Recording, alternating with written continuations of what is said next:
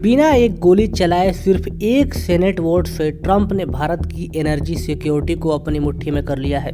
क्या आपको पता है कि वाशिंगटन डीसी में एक बैठे हुए ट्रंप एडमिनिस्ट्रेशन ने पिछले हफ्ते एक ऐसे साइलेंट मूव को खेला है जो कि भारत की किचन से लेकर जियोपॉलिटिकल तक सब कुछ हिला सकता है।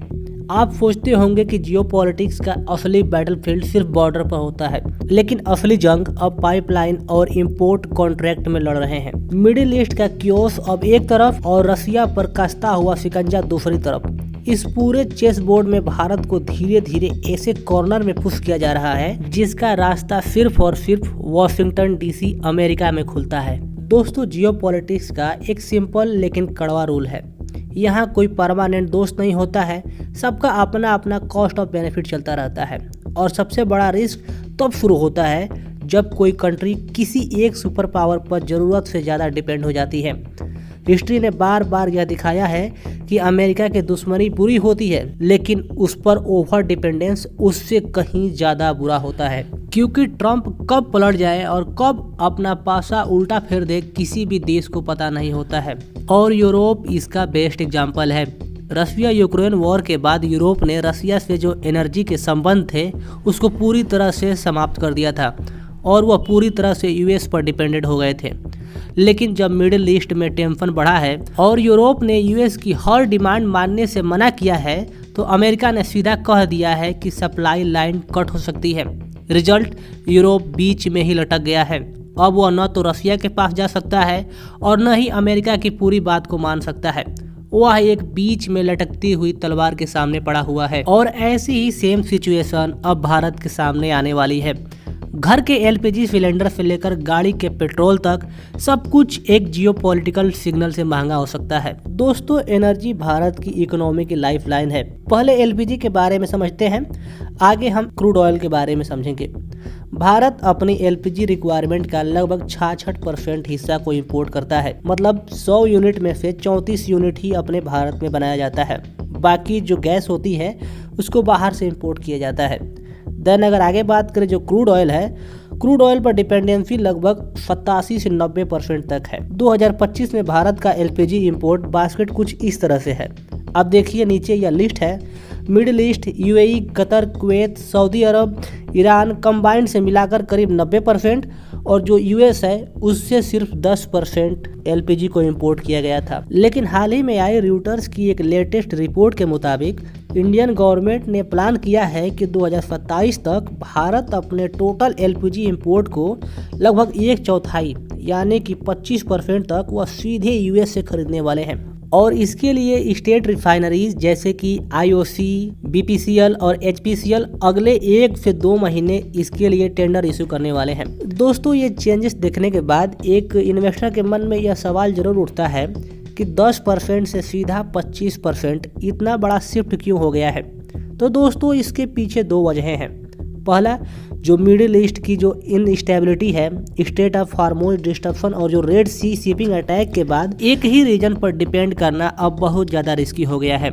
इसी वजह से भारत को इस साल अपनी वर्स्ट एलपीजी शॉर्टेज फेस करनी पड़ी है। और दूसरा रीजन है trade deal pressure. Trump administrative ने ट्रेड टॉक में क्लियरली सिग्नल किया है कि अगर भारत को यूएस के साथ फेवरेबल ट्रेड डील चाहिए तो हैवी एनर्जी परचेस करने होंगे। और इंडिया ने पहले ही यूएस एनर्जी परचेस के लिए लगभग 10 बिलियन से 25 बिलियन डॉलर तक बढ़ाने का कमिटमेंट दे चुका है। इस समय तक रशियन ऑयल अब तक का रिकॉर्ड हाई पर चल रहा है, लेकिन अब एक नया बिल इस खेल को पूरी तरह से पलट सकता है। क्रूड ऑयल का मैथ भी पूरी तरह से बदल चुका है। जून 2026 में भारत ने लगभग 52 से 53% से ज्यादा हिस्सा सिर्फ और सिर्फ रसिया से खरीदा है। वहीं अगर बात करें जो इराक है, उससे जनवरी में 20% खरीदारी हुई थी और जून आते आते यह 1 से 2% लगभग 0 के आसपास ही पहुंच गया है। वहीं सऊदी अरेबिया की बात करें तो इससे फरवरी में लगभग 21% तक नेचुरल क्रूड ऑयल को खरीदा गया था, लेकिन जून आते आते यहाँ भी लगभग 4% के आसपास है। इसके बाद जो यूएई है यह रिलेटिवली स्टेबल रहा है, बट ओवरऑल बास्केट में शेयर इसका भी घटा ही है। लेकिन यहाँ पर एक ट्विस्ट आता है। यूएस से डायरेक्ट क्रूड ऑयल जो इम्पोर्ट है वह बढ़ रहा है। इकोनॉमिक सर्वे डेटा के मुताबिक यूएस का शेयर लगभग 4.6% से 8.1% हो गया है फाइनेंशियल ईयर 2026 में। और जो वेनेजुला है जिस पर कभी यूएस सैंक्शन थे, वहां से भी इंपोर्ट लगभग 4.5% से 6% के बीच में हो रहा है।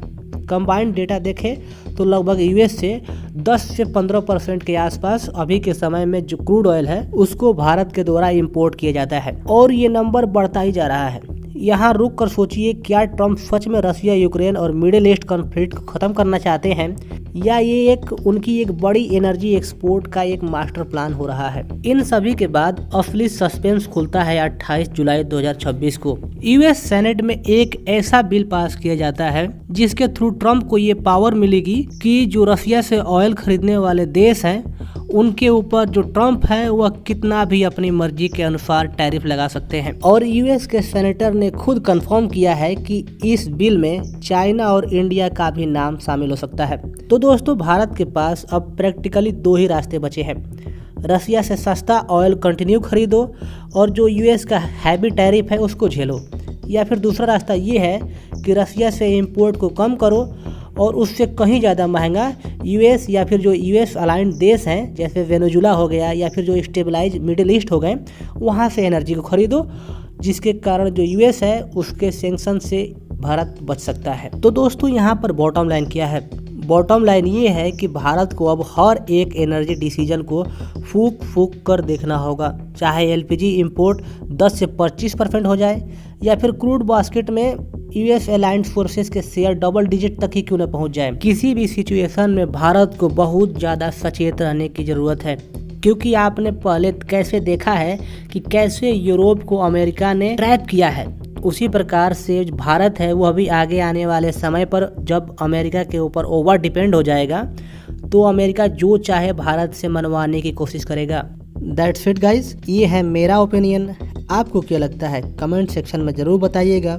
क्या यह डील भारत के हित में होने वाली है या फिर यह भी कोई अमेरिका की एक छुपी हुई चाल है? कमेंट सेक्शन में ज़रूर बताइएगा। मिलते हैं किसी और वीडियो में।